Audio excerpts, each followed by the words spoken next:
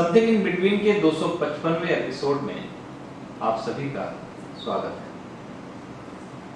आजादी से ठीक पहले कांग्रेस असमंजस में थी। असमंजस का कारण था कि अंग्रेज के समय की सेना और पुलिस को आजाद भारत में पुरानी नौकरी में बहाल रखा जाए या नहीं। सबसे अधिक असमंजस में देश के पहले प्रधानमंत्री जवाहरलाल नेहरू थे। उन्हें लगता था कि सेना और पुलिस का ढांचा नए सिरे से तैयार किया जाए। तभी सरदार पटेल ने सुझाव दिया कि ब्रिटिश काल की सेना और पुलिस का इस्तेमाल आजादी के बाद भी किया जाना चाहिए। उनका तर्क था कि सेना और पुलिस नई व्यवस्था में अपने आप को ढाल लेती है, मतलब जैसी और जिसकी सरकार होगी, इनका व्यवहार और इनकी कार्य प्रणाली वैसी ही हो जाएगी। अब इस नजरिए से देश की वर्तमान पुलिस व्यवस्था को देखिए।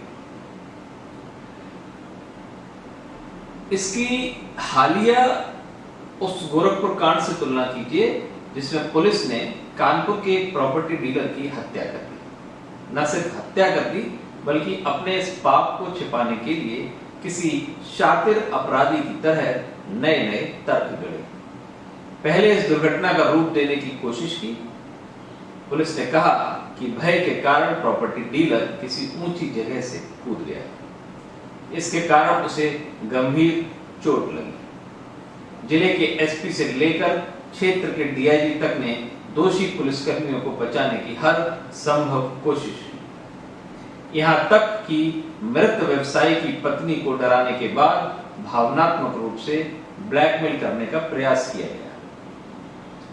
यह सिलसिला अभी भी जारी है। होटल में मृतक व्यवसायी के साथ रुके दो व्यवसायियों को धमकी भरे फोन आ रहे हैं। उन्हें चेतावनी दी जा रही है कि पुलिस से उलझना ठीक नहीं, वह भी तब जब मामले के राजनीतिक रूप से तूल पकड़ लेने के बाद खुद सूबे के मुख्यमंत्री आदित्यनाथ सक्रिय हैं। हास्यास्पद और दुखद यह है कि इतना सब होने के बावजूद पुलिस ने अपने आरोपी सहकर्मियों को अब तक गिरफ्तार नहीं किया है। सवाल है कि ऐसा क्यों हुआ? पुलिस, जिसका पहला कर्तव्य लोगों के जीवन की रक्षा करना है, वो खुद हत्या करने पर क्यों तुली? इसका जवाब हमारी सड़ी गली राजनीतिक व्यवस्था में है। वर्तमान राजनीतिक व्यवस्था में पुलिस तंत्र सत्ता के लिए अपनी राजनीति साधने का सबसे बड़ा हथियार बन गया है। पुलिस ही नहीं, देश की सभी जांच एजेंसियां संविधान के इशारे पर नहीं बल्कि सत्ता के इशारे पर चलती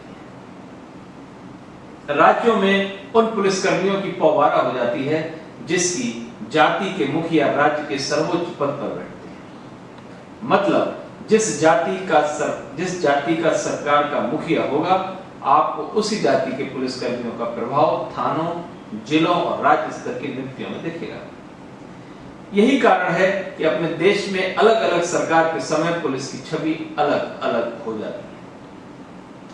कभी हमारी पुलिस घोर जातिवादी दिखती है तो कभी घोर सांप्रदायिक, कभी घोर भ्रष्ट तो कभी ईमानदार।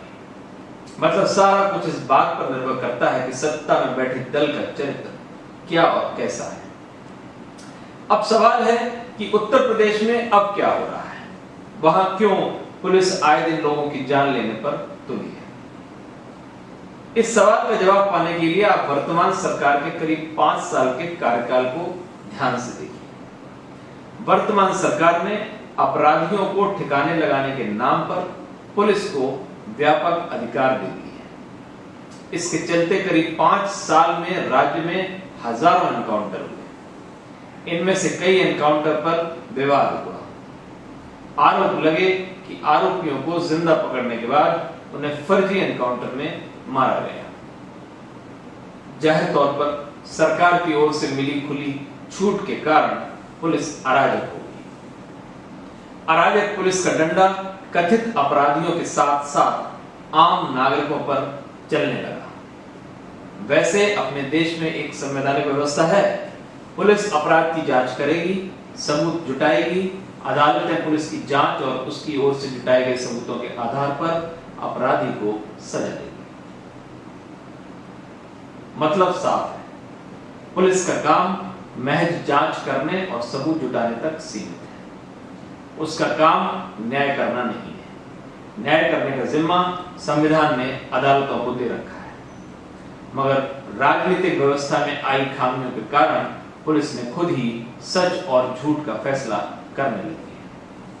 इससे आई अराजकता के निशान गोरखपुर कांड के साये में देखे जा सकते हैं।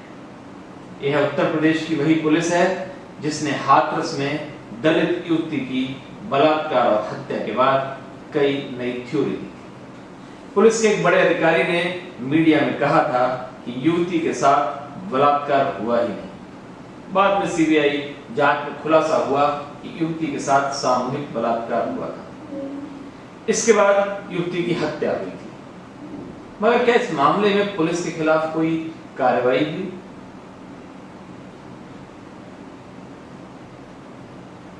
या किसी ने सवाल उठाया कि इस घटना में मामले में गलत थ्योरी देने वालों की जवाबदेही सुनिश्चित क्यों नहीं हुई? वैसे पुलिस व्यवस्था में अराजकता का उत्तर प्रदेश इकलौता उदाहरण नहीं है। सभी राज्यों के पुलिस का चरित्र एक जैसा है। चरित्र के एक जैसा होने का कारण हमारी सड़ी गड़ी राजनीतिक व्यवस्था है। वर्तमान राजनीतिक व्यवस्था ने पुलिस तंत्र में सड़ांध पैदा कर दी है, पुलिस को अमानवीय बना दिया है।